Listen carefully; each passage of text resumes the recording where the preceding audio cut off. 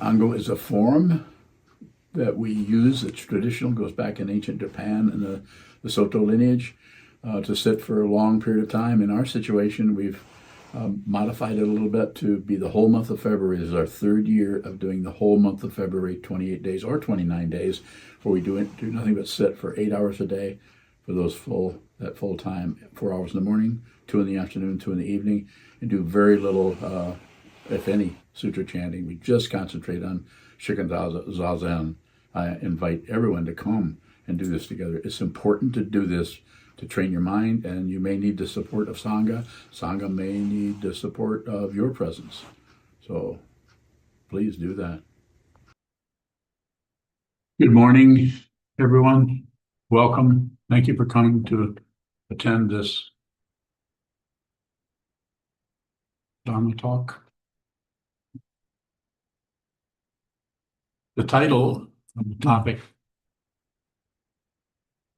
is uncovering cover-ups. You have a cover-up, you cover something. How do you uncover the cover-up? Uncovering cover-ups. That's the topic.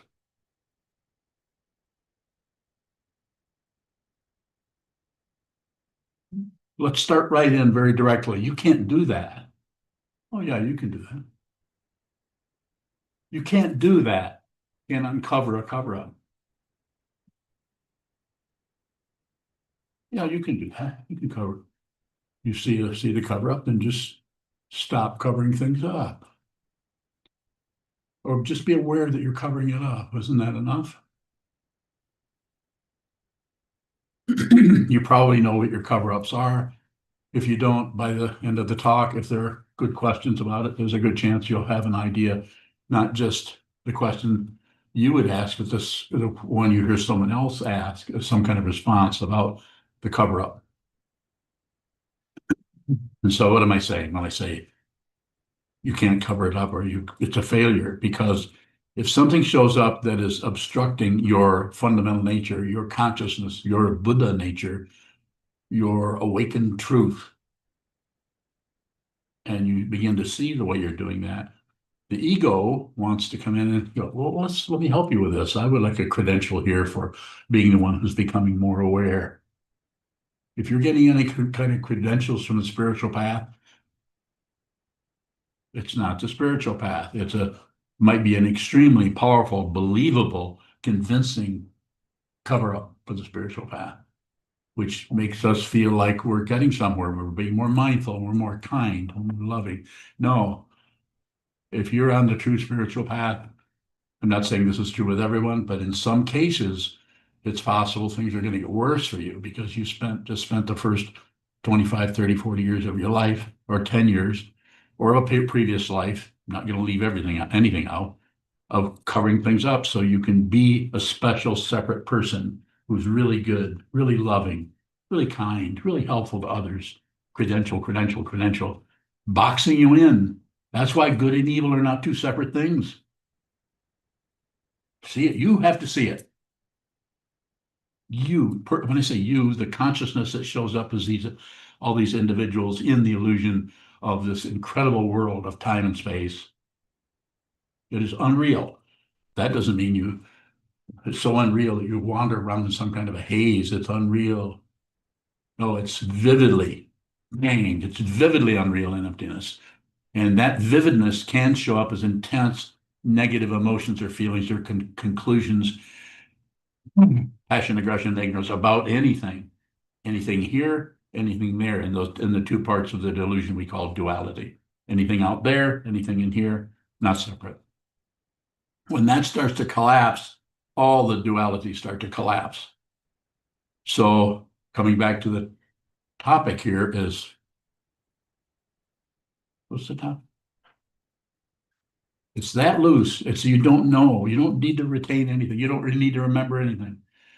Though you may spend your time chanting the sutras and trying to remember a particular mantra or trying to recall a particular teaching, and they're just about support your awareness practice.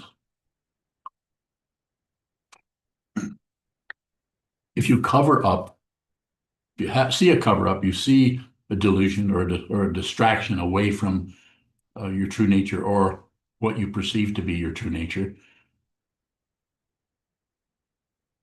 The temptation is to go and do something about it. Don't do anything unless you have to. You may say, you may follow that up with, well, I had to do that. Well, perhaps. I won't get in the way of that insight, if you want to call it one. Well, so what does have to be done? You have to actually look at the cover up, and that's not helpful to ego. That's disturbing, distressing. It's called a disappointment. You have to look at it, and the temptation is to go in there and change it, cover it up, do something with it to make it not be quite so recognizable as utter, complete distraction and avoidance, covering up. If you look at it, then ego gets weaker and weaker. That singularity in the consciousness is like a tight fist of belief, that tight prison cage fortress of ego. It starts to come apart because you're actually looking at the obstruction. Consciousness, awareness, because it's not a separate being, has no agenda.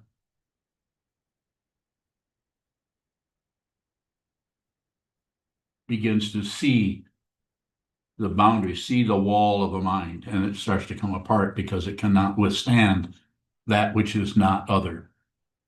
So this is why it's so magical and so completely absurd for ego to even do this. Why? If nothing happens. Ultimate truth, nothing actually occurs.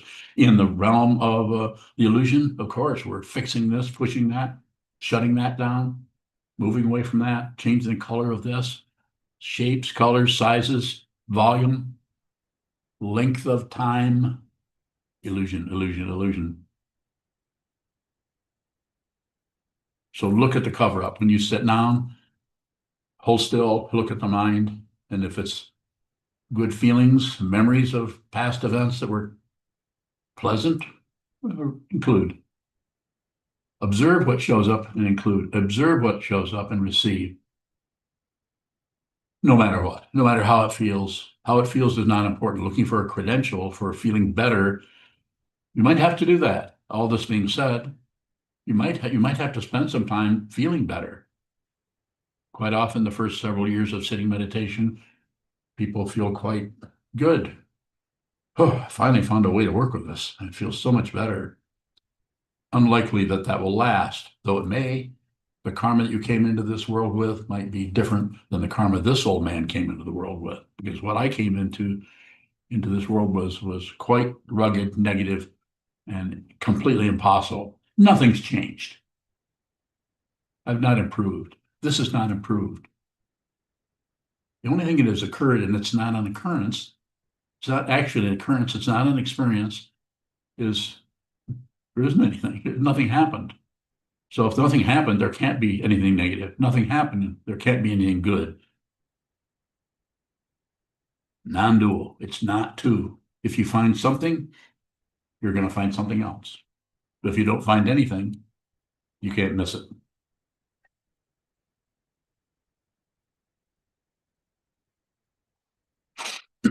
One more time through the instruction part of this is when something negative arises in your mind during sitting, when something negative arises at your kitchen table, down the hallway, across the backyard fence, with your coworkers, with your boss, with your employees, just receive. Just watch it show up. And as it comes towards you, you're observing it. As it comes towards you, observe it.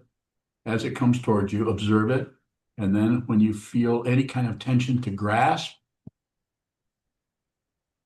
any kind of tension to push away, any kind of tension to distract, which are the three poisons, then just receive that. Not receive the item. Item is an illusion. It's not even real. It isn't even there. Just receive the passion, aggression, and the ignorance. Receive that. Receive the three poisons rather than using those to support an imaginary self, which is unreal. You can do this. This will take you the rest of your life. You may never succeed at it, but your life does not come to an end. So therefore, it doesn't matter. You don't have to, like the Vajrayana that say you can attain enlightenment with one lifetime. Well, I'm not interested.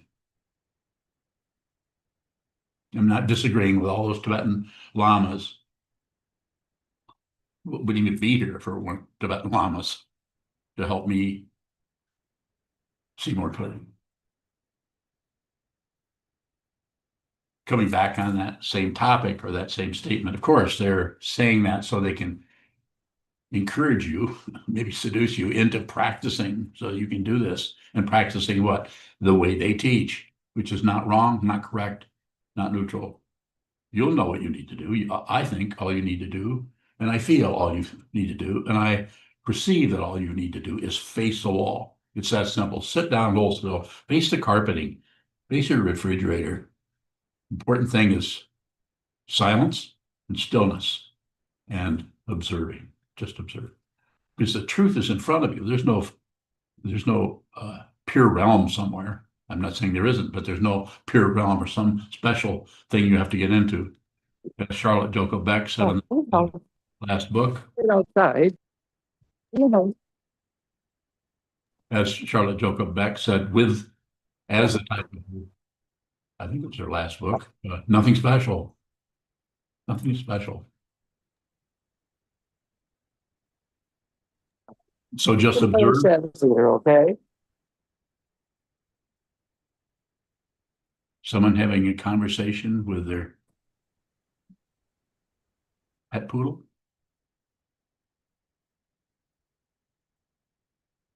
Figured out. I'm muting and unmuting, so I'll watch for. Okay, thank you. Muting, unmuting. What is that?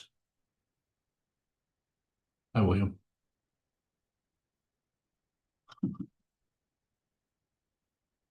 What was the talk title?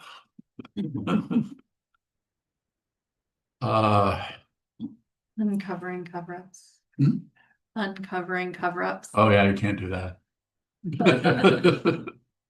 But you can see one moment, you can see the cover up, and if you see the cover up, then the cover up itself starts to deconstruct without you doing anything. It's called grace. You just received this incredible world. You're not separate from anything. The most holy part of the world, the most horrible, evil part of the world, not separate, not two, not one, not two, not one. No specificity around any number, no specificity around any location, and no specificity around any what place and time. Even that is untrue. I learned many heard from a quote by Picasso, the great Cubist painter of the previous century. Actually, he was born the century before that. That art or something creative, art is a lie that reveals the truth. And I've said before, and I'll say it today, that a true teacher knows that they can't help but lie. They lie constantly. So it's about observing the lying. It's not about changing it, because you try to always tell the truth. You'll never see what this is. It's the lie that reveals the truth. You have to actually, if you see the truth and you try to speak the truth, you notice that you can't do it because you don't want to lie. But then you realize that the truth is not separate from anything. So then what do? You say what you need to say. And you're not concerned with people's reaction to it. You know that those who need to hear you will hear you, and you'll support them. And those that are frightened or need to go another way, they go another way. It's called self-secret. You can't destroy the Dharma. You can get off the train, but you can't stop that train. Everybody can leave, but the train continues, even if there's no one at the helm. I guess that's to do with boats, so isn't it? Same thing. Boats. But not Botswana. It's a different boat. Too silly? Okay. I've been corrected by my silly, what is that called? Don't look behind you. Police. The silly police. Silly what? Silly police.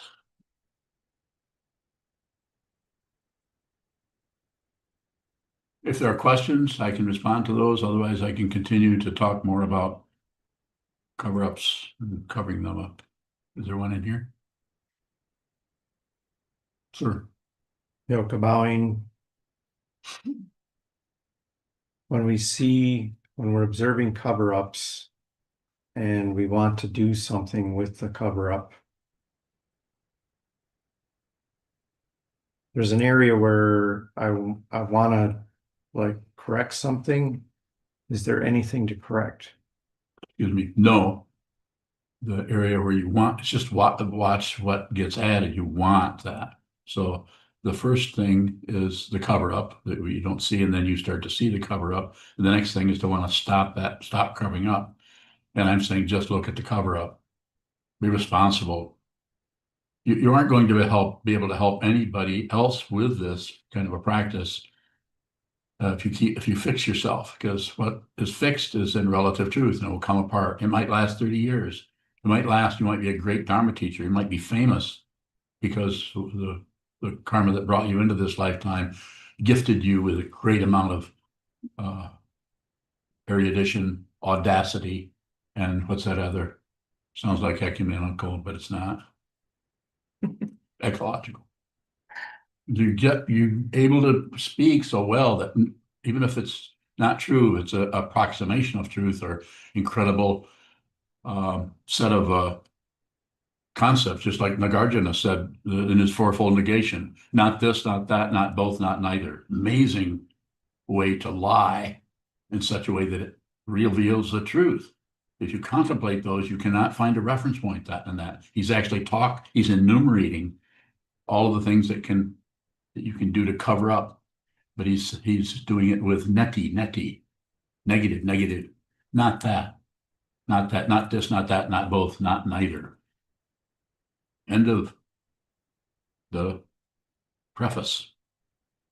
More? Yoke bowing, when we're covering up our fear and suffering and we begin to see that, if that is like something that abrades our nerve endings like ice water, do we need to jump into the ice water of that fear or whatever the pain is? I want you to paraphrase that, but say it just in a few words. Take everything you said there, which is I'm not correcting you, even though it's a cover up. What I said is a cover up, not you. Can you?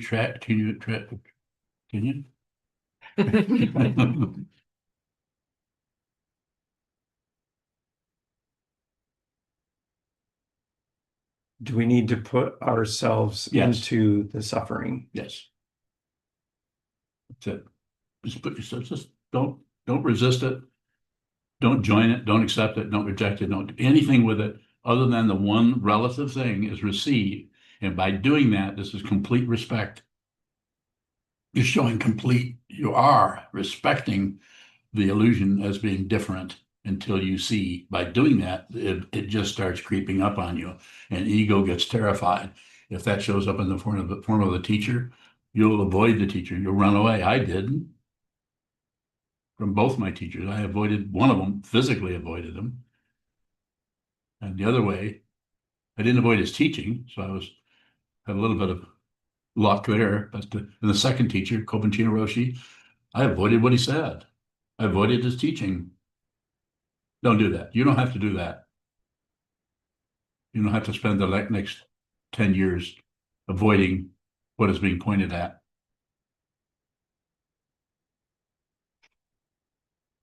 Yoke bowing. Deal? Deal. Don't agree with me.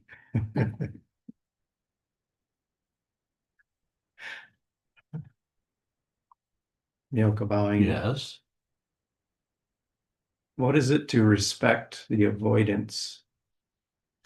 You'll lose all reference points. You won't know what's happening. You'll stop using the avoidance and you will no longer understand what the word respect even means, because you're basically, the truth is you're not separate from anything. But the illusion is you're over here, you've been born, you were an embryo, and now you're a guy, and now you got a degree and you went to school and you have brothers and sisters or have all this story, but it's fundamentally you're just consciousness.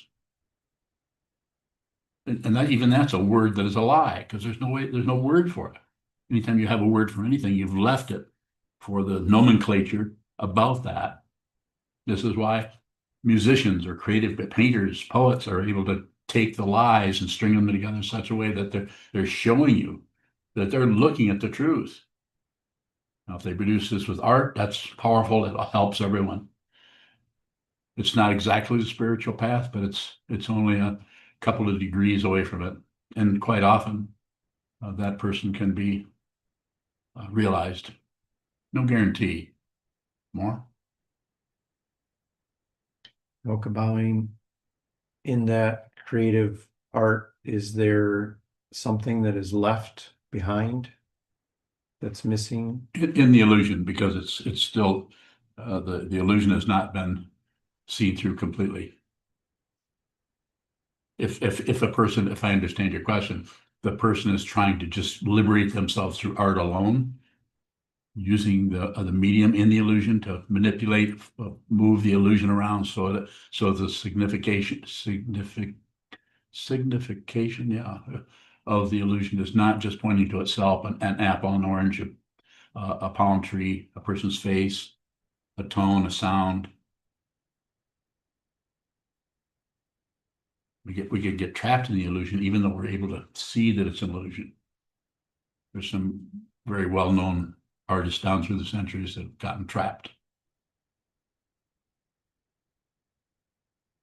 More? Notice how I avoided answering that? I didn't notice.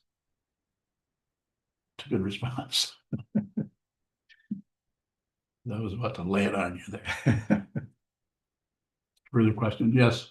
Chandra bowing. Can we manipulate the illusion? It's basically to seek our comfort, That's the cover up. but if we're aware of it, if we can watch ourselves manipulate it for our comfort. But you may still continue to cover it up as long as you're aware of it. But if you are aware of it and then you self-centered, safety, fear-based situation wants to stop doing that or cover that up, because that's not very enlightening to do that.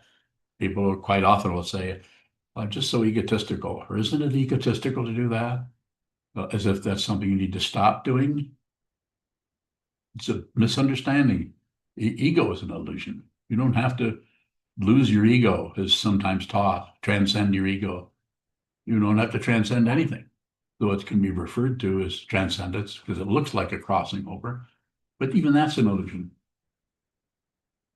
Well, Chandra bowing. So you've told Nyoka that it's okay to push yourself into the suffering, yes, and it's okay to back off and manipulate the situation so Yes. that you can ease your suffering. yes, And it's awareness in both cases. yes, Then you said you can be trapped by the illusion. If you're manipulating the illusion in either way, pushing Okay. yourself into suffering or pulling back. you could be trapped into thinking you're getting somewhere. It's not, as you've heard this said before, way before we all got here, not important what you do, though the whole world is operating out of should be and shouldn't be. And there's even teachings, profound, vast, interesting teachings that say, by their fruits, you will know them. No, you will not. You might know them by their fruits, but you will not know your true nature by someone else's fruits. That doesn't mean you should ignore them. It just means that you should receive everything. Not leave what you receive for how bad it is. If that happens spontaneously, that's different than jumping onto it with judgment. Feel the negativity, feel the horrible feeling of something, do nothing with it. Don't fix anything. That was said, it reminds me of that poem that, Jen, are you here somewhere? Yeah. Where are you? There you are. Jen sent me a poem by Mr. Lerner, I think his last name was. Beautiful poem that actually talks about the novel, whether this poet is awake or not, I don't know, and I don't even care. It doesn't matter whether he's awake, but the poetry, the way he was using language and words and meanings and images, is actually talking about non-duality by using lies. Powerful poem. Thank you again for sending that. What was the first name? A learner? David, I think. I think it was David. You could look him up. I'm sure that's poetry is out there. It's a wonderful piece of work.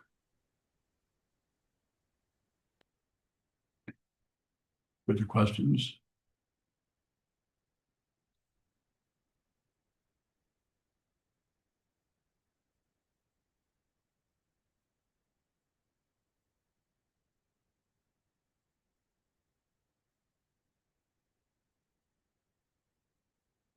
Bowing, do lies that a teacher shares with us to point, uncover anything?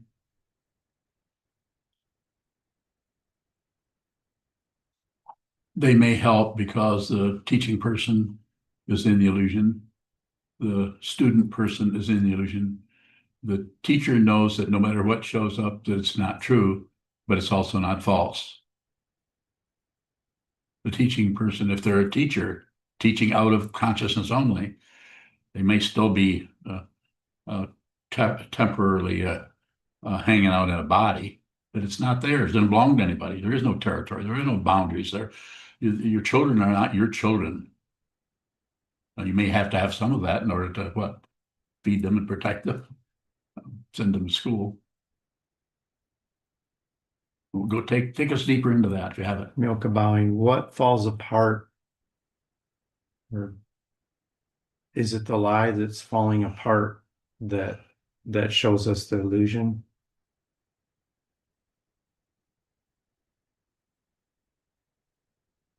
It's a belief in otherness. It's the belief that there's something out there and there's someone here. These hands are waving, your hands are not waving, but that's not true. So everywhere you look, you see that. You actually see it. Not just using the eye sense of not just seeing it. All of your senses are receiving this. You hear everything, you see, smell, taste, touch, think, feel, remember. Everything is coming into the consciousness with this particular doorway called a human form. And if that's being obstructed, then that's called a Dharma gate. If you see the obstruction, then just look at the Dharma gate. It will open by itself. It will fall apart because it's unreal. You don't have to force it open, but you may need, I say it this way, as a student teacher situation, you may need the teacher, come to the teacher that can point to what it is with your particular confusion, your particular way of obstructing your true nature, but without coming and presenting yourself with some kind of vulnerability to the teaching person. You can't lie to them. Oh yes, I want you to be my teacher, but only if you act the way I think a teacher should act, or the way culture tells me that. That may be the mundane path, but it's not the spiritual path. Spiritual path is very risky.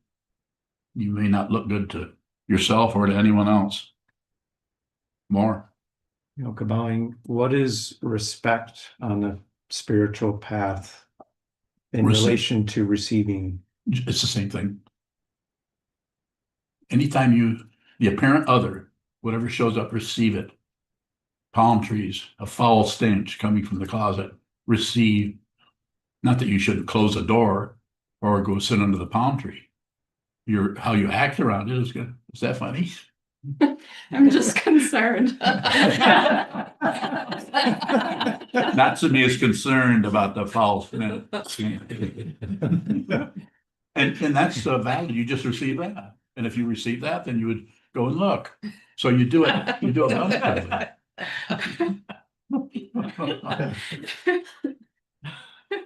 So you would receive, yes, respect, receive. It's completely respect. I often say it this way. Say it again. You respect someone's confusion by receiving their confusion, not correcting them. Be respectful of people. If you can see someone is confused or doing things in a way that doesn't seem appropriate or out of balance to you, if they're in danger, you might want to say, hurt yourself on that or something. But if there's no danger involved, that's why I say this is how you need to relate to your children. If they're not in danger, let them be who they are. Your karma, their karma is, there's none of your business other than protect them. And that means also listen to them so they have somebody to talk to that doesn't want to scold them and choke them every time they do something untoward. Receive, receive, receive. And you will not get credit from your children. They're going to come back and say, you were such a wonderful mom, such a wonderful dad, because you always let me do whatever I wanted. No, they might not like that because you didn't give them enough attention. So anything, people will not necessarily give you credit for what? Being respectful. It can be interpreted different ways depending on the confusion that is misunderstood, the concepts, the ideas, the rotation that's going around in the consciousness of anybody you relate to, whether it's one of your children or if it's a friend or a coworker.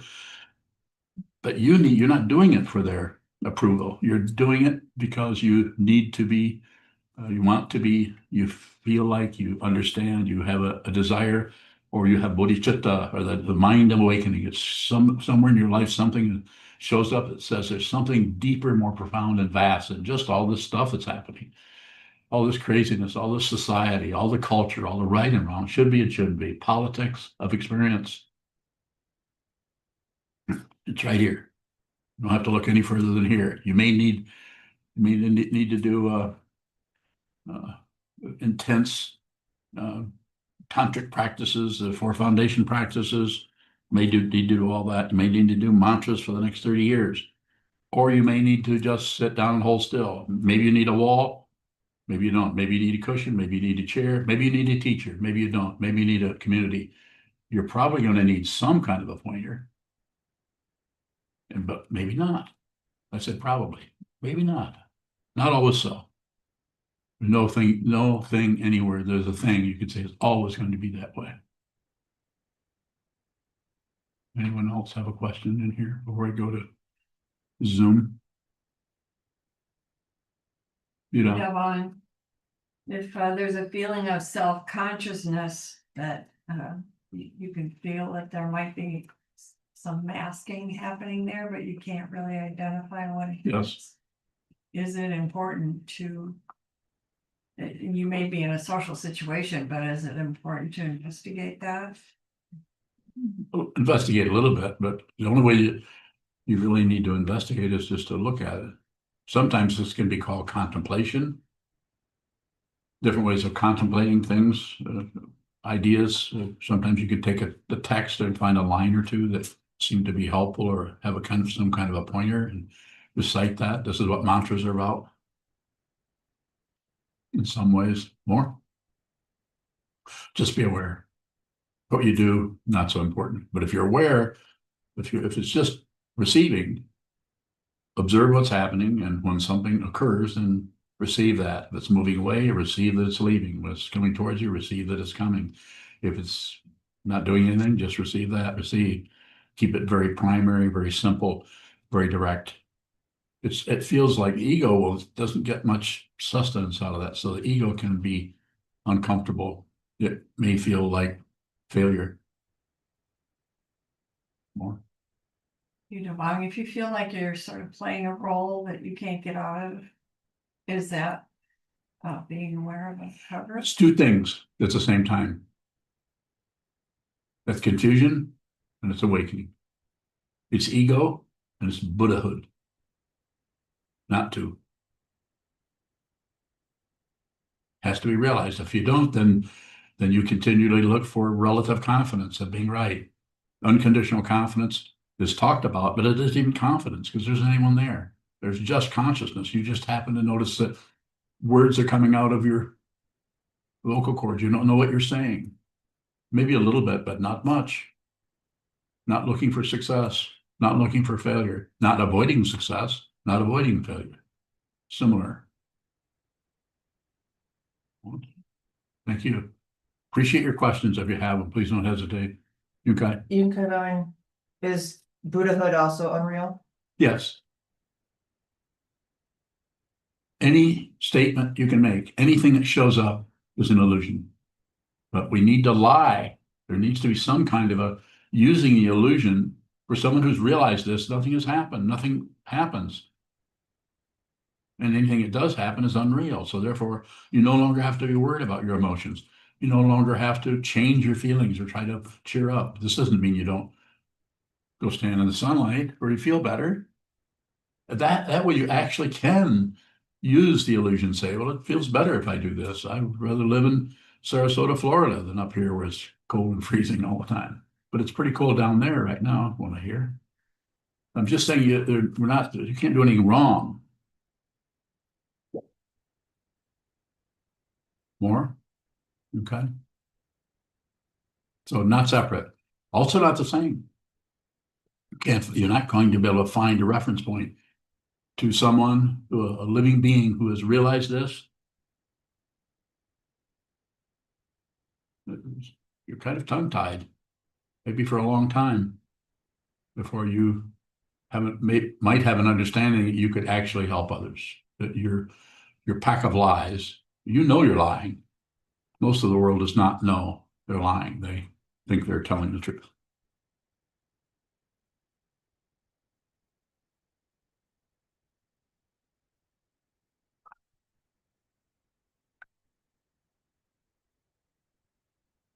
Jen? Jen Bowing, what is fear covering up? Bowing. The fear comes up spontaneously about emptiness, about that closet we're talking about, where there's a foul odor. We don't want to go there. We're going to close the door and just block it out. So it's a fear of discovering something that may be threatening to the ego. And so fear of emptiness, fear of death, fear of, there's all kinds of substitutes, but it boils down to, if you want to use the word boiling, down to just dying, just that you disappear. But you will not be afraid or fearful. Fear can't arise if nothing is threatened. Consciousness cannot be threatened because the body can go away. You can have a fear of death, or I might say, oh, I don't really want to die, but I don't mind if I die. There's no one there. The body would change, but it's not a lot. There's not a lot of difference there. Of course, there's some, and it's very definite as far as nerve endings, but really it's like changing clothes, or it's like taking your clothes off. No more clothes, no more skin, no more bones, no more. But there's still that. And anything you've covered up is going to show up even more because you don't have the body to protect it anymore. This is called karma.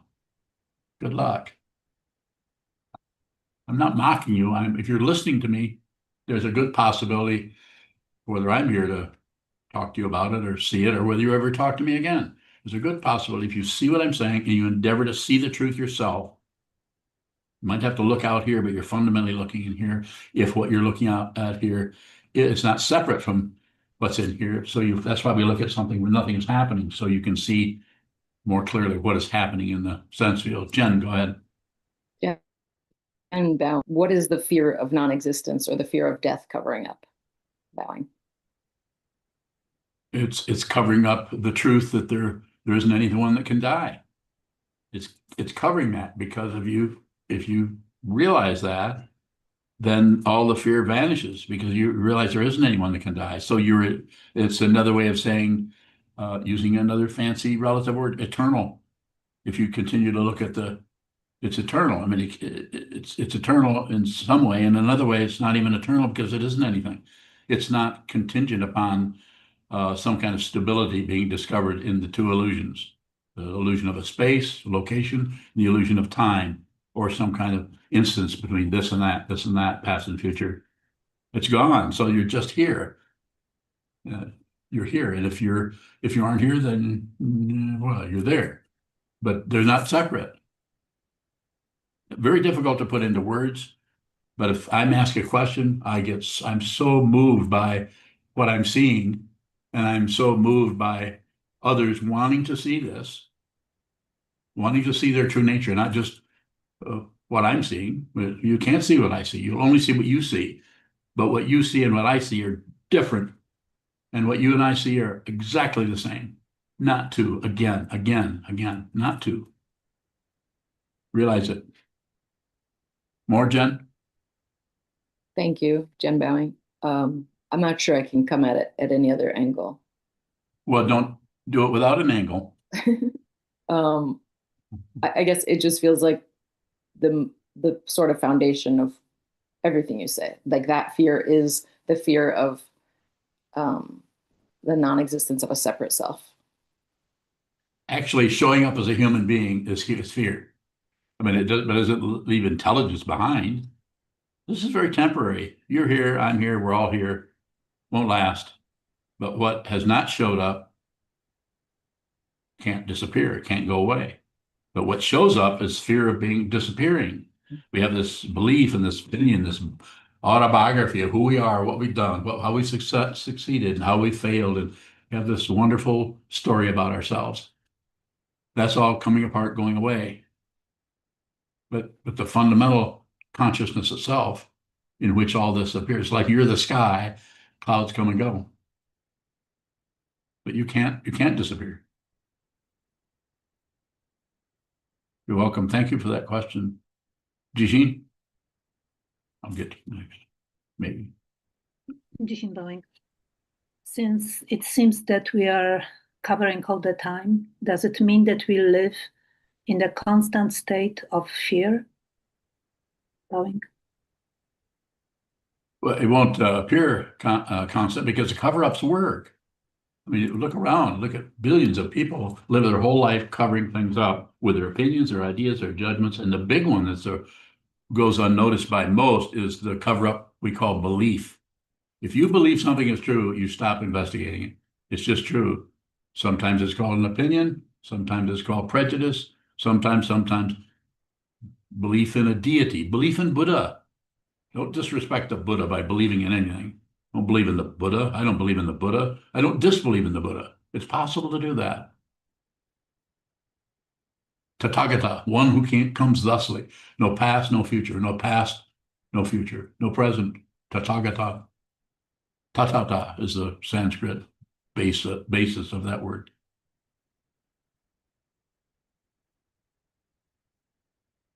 Thank you. Welcome. Sir. Erlon bowing. In that example, like the cover-ups work to the one who's covering up. Do we need to be around other people who have the same cover-up for that to work? Like, do our friends have to help us cover that up too? I thought there's a little bit of that. I don't think there's nothing very dependable in that area. And you'll notice that working with Sangha, that you can kind of see other people's cover-ups. You can probably even see your teacher's cover-ups, can't you?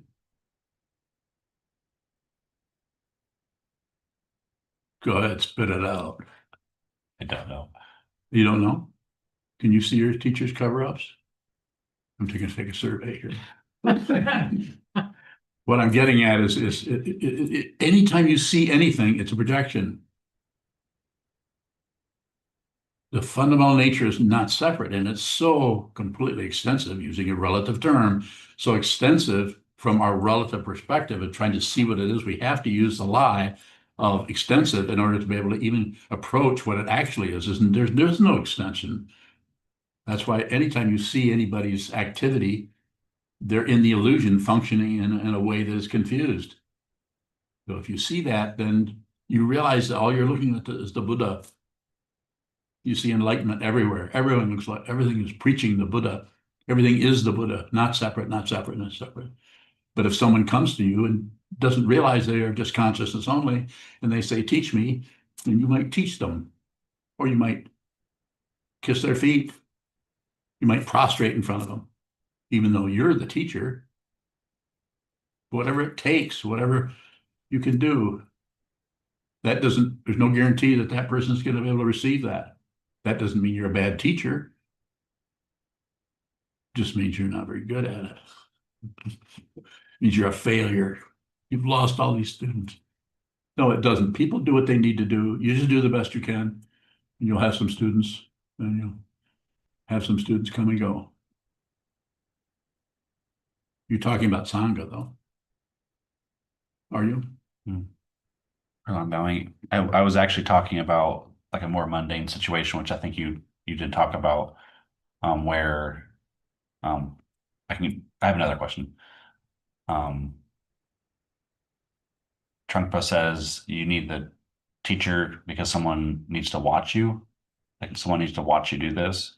Yes, the teacher needs to watch you awaken. Yes. So does the teacher uncover our cover up? No. No one uncovers it. It just uncovers by taking your singularity of a person who thinks there's somebody can go somewhere and listening to the instructionist, which is just observe. You're slowly taking that personhood that wants this, doesn't want that, and you're taking away the energy of passion, aggression, and ignorance, and putting all that energy into just observe and just receive. So there's the observing seems to go out. There's the receiving seems to come in, not to. Talked about in two different ways. Lies. You can't say it because nothing actually happens. His Holiness the 16th Karmapa said that in 1981. Nothing happens. Ultimate teaching using two relative words. You know what they are? Nothing happens.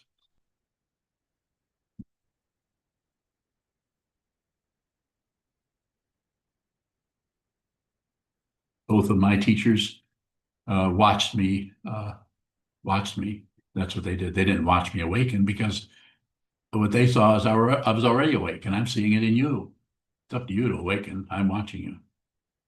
When Trungpa Rinpoche says, need someone to watch you do that, you get a better idea what he's referring to now?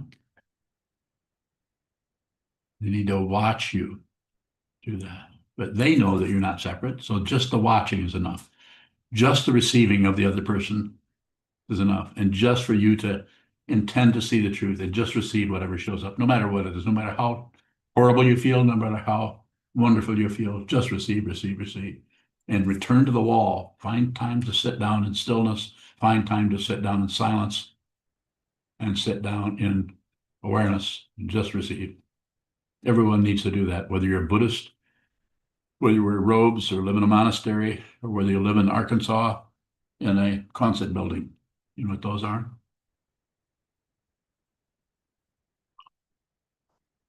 They have a round top on it. Mystical.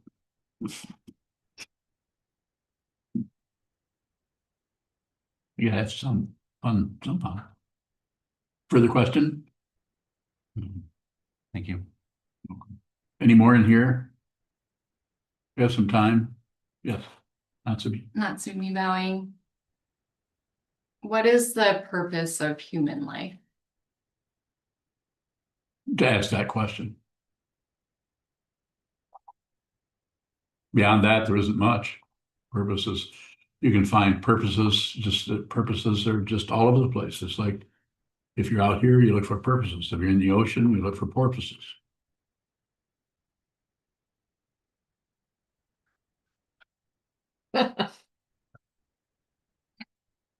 You don't have to look for anything. You don't have to look for anything. It's just what you're looking for is right in front of you. This is the most outstanding, wonderful, amazing, magical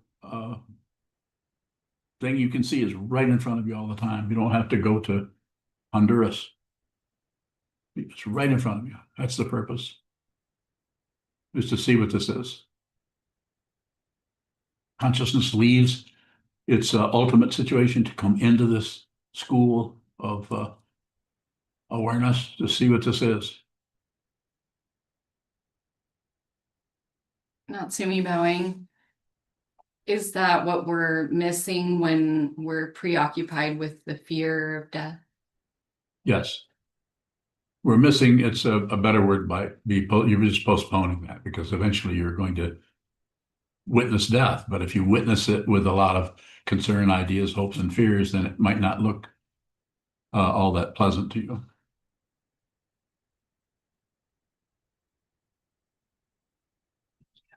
You're welcome. Further? Yes. Chandra bowing. If everything is awake, everything is consciousness, including the cover-up itself. What is consciousness doing by covering itself up? Consciousness is temporarily curled up into a ball based on fear of other.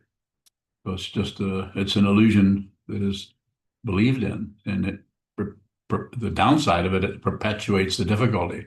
The upside of it is it's getting to know itself. It's doing it everywhere. It's doing it every ball of dirt, every ball of fire, every meteor, every human being, every possum, every squirrel, every bird, every alien, what we call aliens, just consciousnesses that are in other forms.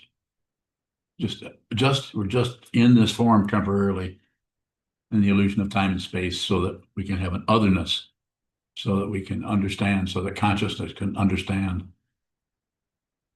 in a relative way.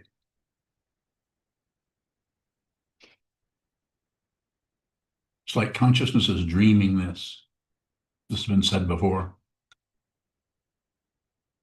Consciousness is just dreaming this. This is a dream. And then we, in this position, because nothing is separate, then when we go to sleep, then we dream. And we believe that, just like consciousness is believing this. But you can awaken right in the middle of this dream and still walk around and have lunch, go to the store, buy things, participate in the illusion. But you are not, you don't believe it, you don't disbelieve it, you don't ignore it. This is called bliss. Those who have realized this look for a word that's not exactly happiness, not exactly pleasure, but this is a deep, deep understanding that doesn't leave out all the suffering in the world and doesn't leave out any of the understanding that nothing happens. No one has been harmed. Pain and pleasure have become ornaments, which is pleasant to wear, as it says in the Sadhana Mahamudra, written by my guru, Chogyam Trungpa Rinpoche. They're not two. All the two-ness in the world just stops being this and that. Not this, not that, not both, not neither. More. Chandra bowing. So then consciousness sees. Is it like consciousness awakening to itself or uncovering? Consciousness is already awake. Nothing sleeps. Nothing's ever slept anywhere. But this consciousness doesn't see that then. This part of the consciousness, the not part, that consciousness is wonderful about finding whatever form it wants. It could be a bird, it could be a human, it could be a knot in your heart. It can be three people down the row. One person, the knot in their heart is not as strong as the knot in this other person's heart. Dependently arisen karma, cause and effect, cause and effect, cause and effect, down through the centuries, millions of years of cause and effect showing up. It's this particular point in the illusion called time and space of your birth, my birth. We're all here. It's unreal. You can realize that, or you can just continue to study books and look around for some kind of proof somewhere. There is no proof. It's the absence of proof, the absence of relativity, the absence of this and that. And I don't know that there aren't hundreds of other ways, but the way that I understand it, sit down, hold still, and watch what moves in the mind. And that's where you see the constant lying, disinformation, things that are not true.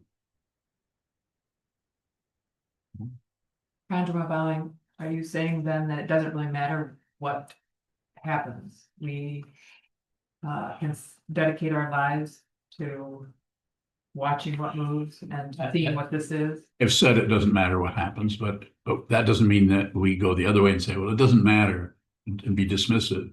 So that's ego stuff. It doesn't matter what happens. That's ego. Well, who cares? I'm not going to listen to those guys. Or, what are they, dismissing anything? You should receive everything, including the garbage. You should receive it. Doesn't mean you have to wade into it, but receive it. Be respectful to what shows up. Because you don't want to dismiss the Buddha no matter how Buddha shows up. Just receive, yes. Chandra bowing. So then if we are not receiving what shows up, we're missing our life? I wouldn't say that so much as you're missing your life if you're trying to invent things around it to keep you from seeing the truth. It's more of a missing your life is more of an active shoving away, more of a cover up, which is the way the talk started, covering things up.